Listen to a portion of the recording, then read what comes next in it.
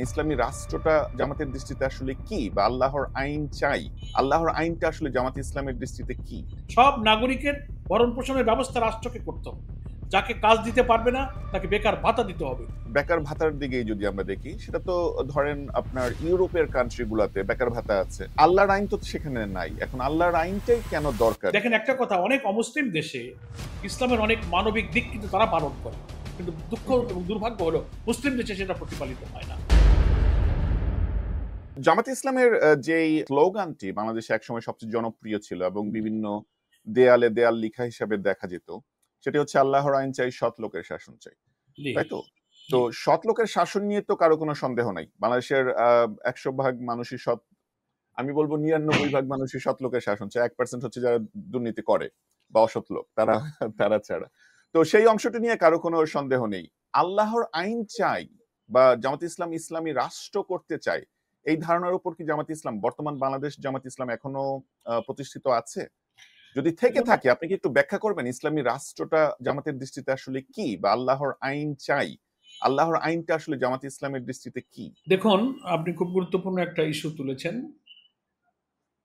আমরা বিশ্বাস করি, বিং এ মুসলিম, প্রথমত এই বিশ্বাসটা আমরা সবাই করি। আপনিও একজন মুসলিম হিসেবে নিশ্চয়ই মহান আল্লাহ তাআলার আমাদের সৃষ্টিকর্তা, তাকে আমরা রব মানি, তাকে আমরা বিধানদাতা মানি, আইনদাতা মানি, হুকুমদাতা মানি, রিজিকদাতা মানি।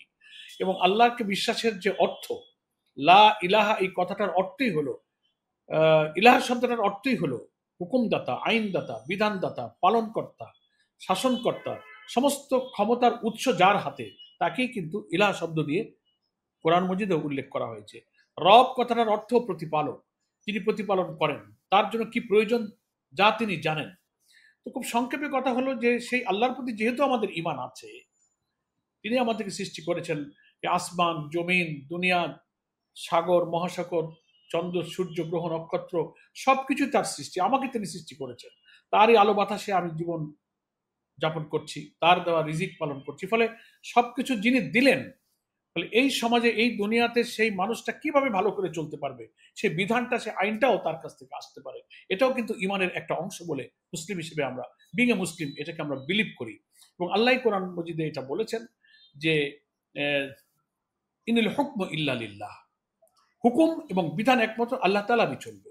সূরা মায়েদার মধ্যে আল্লাহ তাআলা বলছেন, আউযু বিল্লাহি মিনাশ শাইতানির রাজিম, বিসমিল্লাহির রহমানির রহিম, ওয়া মান লাম ইয়াহকুম বিমা আনজালাল্লাহু ফাউলাইকা হুমুল কাফিরুন।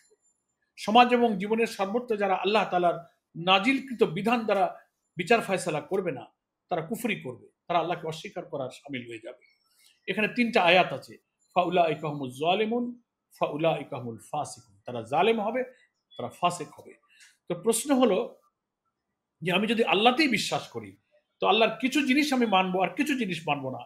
আমি আল্লাহকে উপাস্য মানবো, তার ইবাদত করব, সেজদা করব, ইবাদত বন্দেগীর ক্ষেত্রে তার কিছু আইন মানবো। কিন্তু সমাজে, রাষ্ট্রে, জুডিশিয়ারিতে, অ্যাডমিনিস্ট্রেশনে, অর্থনীতিতে, ব্যাংকিং সিস্টেমে আল্লাহ তাআলা তার প্রিয় নবীর মাধ্যমে ওহীর দ্বারা সমাজ এবং সভ্যতার কল্যাণের জন্য যে বিধান দিয়েছেন, সেটা কিন্তু আমি কল্যাণকর মনে করব। দেখবেন সূরা হাদীদের মধ্যে আল্লাহ তাআলা পরিষ্কার করে উল্লেখ করেছেন যে এই যে আমাদের ছেলেরা যে জুলাই অভ্যুত্থানের সময় আন্দোলনে যে একটা স্লোগান দিল, popular slogan, we want justice, আমরা হুম। সুবিচার চাই, ন্যায় বিচার চাই। আল্লাহ জি। নিজেই বলছেন, লাকাদ আরসালনা রুসুলানা বিল বাইয়িনাতি ওয়া আনজালনা মাআহুমুল কিতাবা ওয়াল মিজান লিয়াকুমান নাসু বিল কিসত ওয়া আনজালনাল হাদিদ ফীহি বাসুন শাদীদ ওয়া মানাফিউ লিন-নাস। আল্লাহ পাক এখানে বলছেন যে আমি রাসূলগণকে পাঠিয়েছি, কিতাব পাঠিয়েছি, মিজান পাঠিয়েছি, বাইয়িনা পাঠিয়েছি। কি জন্য? লিয়াকুমান নাসু বিল কিসত। নাস শব্দের অর্থ হচ্ছে মানুষ, হোল ম্যানকাইন্ডকে এখানে বোঝানো হয়েছে। সমস্ত মানুষ যেন, কিস্ত মানে হচ্ছে সুবিচার, জাস্টিস। কোরআনের শব্দ সূরা হাদীদে কিস্ত, ইট ইজ কল্ড জাস্টিস। তো আল্লাহ পাক বলছেন যে আমি কোরআন, রসুল, বাইয়ানা মানে নিয়ম, বিধিবিধান, আইন, মিজান মানে ন্যায় বিচার, মানদণ্ড, এগুলো এজন্য পাঠিয়েছি যে মানব জাতি যেন সুবিচারের উপরে প্রতিষ্ঠিত হতে পারে। হুম হুম। ও আনজালনাল হাদিদ, আমি তোমাদেরকে শক্তি, রাষ্ট্র নামক শক্তিকে রূপকর্তা এখানে ব্যবহার করছে, এটা আমি তোমাদেরকে দান করেছি। তাহলে বোঝা যায় যে আল্লাহ তাআলা মানুষের কল্যাণে এটা দান করেছেন। ফি বাসুন শাদীদ ও মানাফিউ লিন-নাস, মানুষের কল্যাণের মধ্যে আছে এবং মানুষের অনুশাসন এবং এগুলো প্রতিষ্ঠার মধ্য দিয়ে মানবতার কল্যাণ হবে। ফলে শুধু মুসলিমদের জন্য নয়, এখানে নাস বলতে হিন্দু, যে যে মুসলিম, বৌদ্ধ, যে খ্রিস্টান, হোল ম্যানকাইন্ডের জন্য আল্লাহ তাআলা এই সুবিচারের একটা বিধান দিয়েছেন। যে সেজন্য জনাব গোলাম পারওয়ার, আমরা বুঝতে পারছি যে আপনারা দল হিসাবে, আপনি ব্যক্তি হিসাবে এবং আপনারা দল হিসাবে আল্লাহর দেয়া বিধিবিধানকে অনেক বেশি বিশ্বাস করছেন, ধারণ করছেন, এবং এর সেটা মধ্যে ঠিক কল্যাণ আছে, আছে মানুষের। এবং এটাই কল্যাণ আছে জাস্টিস, বলে এটাই কল্যাণ জাস্টিস। আছে বলে বিশ্বাস করছেন, সেটা ঠিক আছে। তো স্পেসিফিকলি আপনি বলতে পারবেন ওভারঅল যে বেনিফিট আল্লাহর আইনের, সেটা তো একরকম ক্লিয়ার, ধর্মীয় বক্তারাও বলবেন, আপনারাও বলবেন, সেটা তো পরিষ্কার। স্পেসিফিকলি জামাতে ইসলাম যদি আজকে বাংলাদেশের ক্ষমতায় আসে, বাংলাদেশে কোন কোন আইন চেঞ্জ হয়ে সেটা আল্লাহর আইন দ্বারা রিপ্লেস হবে, এই বিষয়গুলো কি একটু স্পেসিফিকলি না, বলতে পারবেন? আসলে সে তো রাষ্ট্র কাঠামোতে আইন প্রণয়ন বিধিবিধান তো একটা বিস্তীর্ণ ব্যাপার। আমি যদি মৌলিকভাবে যদি আমি বলি, ধরুন আমাদের সমাজে এই মুহূর্তে যে বড় বড় চ্যালেঞ্জ, হুম, অর্থনীতিতে আমাদের যে চ্যালেঞ্জ, সেখানে দুর্নীতি, লুটপাট, সুদভিত্তিক অর্থনীতির কারণে মানুষের মধ্যে জুলুম, অর্থ পাচার, এগুলো যে চলছে, সেখানে বৈদেশিক ঋণের উপরে নির্ভরশীলতা কমিয়ে রপ্তানি নির্ভর উৎপাদন ও কৃষি খাত এগুলো শক্তিশালী করার ব্যাপারে যদি সততা, অনেস্টি হুম, হুম, এবং চরিত্র নৈতিকতার সীমার মধ্যে যদি আমি কনফাইন থেকে আমার অর্থনৈতিক জীবনটা আমি যাপন করি, কাউকে জুলুম না করি, কারোর হক এবং তার প্রাপ্য আমি না ঠকাই, এটা কিন্তু ইসলামের একটা বেসিক প্রিন্সিপাল। এই প্রিন্সিপালের ভিত্তিতে যদি আমার ইকোনমিক্যাল স্ট্রাকচারটা আমি গড়তে পারি, তো আমার অর্থনীতির সব অঙ্গনে কিন্তু একটা শান্তি বিরাজ করবে। যুবকদের বেকারত্ব দূর হবে। খোলাফায়ে রাশিদিনের যুগে আল্লাহ রসুল সাল্লাল্লাহু আলাইহি ওয়াসাল্লাম এটা করেছেন। সব নাগরিকের ভরণ পোষণের ব্যবস্থা রাষ্ট্রকে করতে হবে। যাকে কাজ দিতে পারবে না তাকে বেকার ভাতা দিতে হবে। কেউ একটি রাষ্ট্রের মধ্যে অভুক্ত থাকবে না, নিরন্ন থাকবে না। এটা ইসলামী রাষ্ট্রের প্রিন্সিপাল। দুর্নীতি, প্রশাসনিক অপচয়, যা কিছু এখনকার সমাজে চলছে, তারপরে যে জুলুম চলছে, বিচার বহিত হত্যাকাণ্ড চলছে, জুডিশিয়ারিতে খোলাফায়ে রাশিদিন যে ইনসাফের কথা বলেছেন, রাষ্ট্র সোজা থাকবে, ন্যায় বিচারক সোজা থাকবে, কারো পক্ষপাতিত্ব করবে না, অর্থের বিনিময়ে রাজনৈতিক প্রভাব কাটিয়ে বিচারকে কোনো দিকে প্রভাবিত করবে না। এডুকেশন সিস্টেমে যদি আমি মোরালিটি ঢুকাতে পারি, নৈতিকতা ঢুকাতে পারি, ছোটবেলা সে ইঞ্জিনিয়ার হোক, ডাক্তার হোক, সমাজের জি। আধুনিক তথ্য প্রযুক্তির যে বড় শিক্ষিত জ্ঞানী হোক, কিন্তু তার নৈতিকতারই মূল পুঁজি যদি থাকে, এটা ইসলামিক এডুকেশনে আল্লাহর বিধানে চরিত্রের কথা বলা হয়েছে। আচ্ছা, তো জি, আমার, আমি আমি আমি আমি এই বিষয়ে একটা প্রশ্ন করতে চাই, সেটা হচ্ছে জি, আপনি যে খাতগুলো বললেন, দুর্নীতি দূর করা থেকে শুরু করে, বেকার ভাতা চালু থেকে শুরু করে, শিক্ষা ব্যবস্থায় ইসলামী নীতি নৈতিকতা ঢুকানো, ন্যায় বিচারও, ন্যায় বিচার প্রতিষ্ঠা করা থেকে শুরু করে যে খাতগুলো বললেন, সবগুলো তো ঠিক আছে, অ্যাপ্রিসিয়েটেড। কিন্তু প্র্যাকটিক্যালি যদি আমরা দেখি, বেকার ভাতার দিকে যদি আমরা দেখি, সেটা তো ধরেন আপনার ইউরোপের কান্ট্রি গুলাতে বেকার ভাতা আছে। অমুসলিম যতগুলো কান্ট্রি আছে যারা প্রসপার করেছে, তাদের জায়গাতে ইনসাফ আছে, তাদের জাস্টিস সিস্টেম আমাদের রাইট, অনেক মুসলিম কান্ট্রির চেয়ে অনেক বেশি জাস্ট।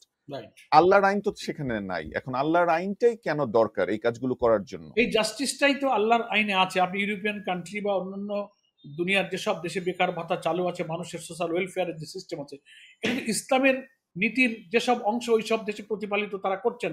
হয়তো মানুষের সোশ্যাল ওয়েলফেয়ারের দৃষ্টিতেই তারা করছেন, কিন্তু ওই বিধানগুলো কিন্তু আল্লাহ তাআলার বিধান। কিন্তু আমার দেশ মুসলিম অধ্যুষিত এই জনপদে এই বিধানটা কিন্তু চালু নাই।